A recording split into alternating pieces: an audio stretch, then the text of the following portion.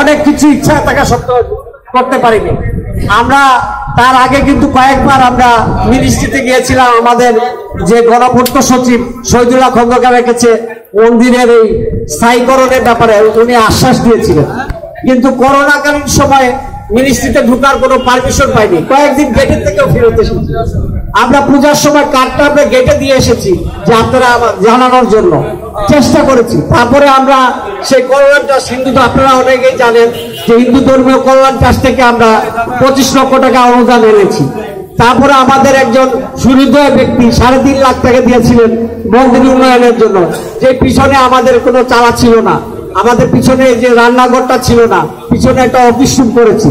এই কোভিডের মধ্যে আমরা চেষ্টা করেছি যে আমরা মন্দিরের উন্নয়নের পাশাপাশি আমাদের ধর্মীয় আচার অনুষ্ঠান সুন্দরভাবে করার জন্য আমরা আমাদের একটা লক্ষ্য, যেখানে আমরা আগে মিরপুরে পূজা করার তো চিন্তাই করা যেত না, আমাদেরকে পূজা করার জন্য ঢাকাশ্বরী মন্দির না হলে সেই পুরান ঢাকায় রামকৃষ্ণ মিশন বা শাঁখারী বাজার যেতে হতো।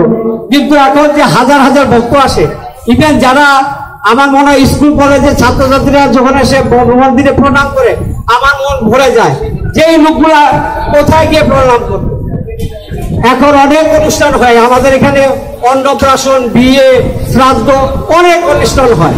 সেটা কিন্তু মন্দিরটা হয়েছে বলে, এবং আমরা মনে করি যে মন্দিরটা হয়েছে বলে আমরা অনেকের সাথে পরিচিত হতে পেরেছি, অনেকের সুখের দিতে দুঃখে অংশীদারিত্ব হতে পেরেছি, এবং অনেকের বিভিন্ন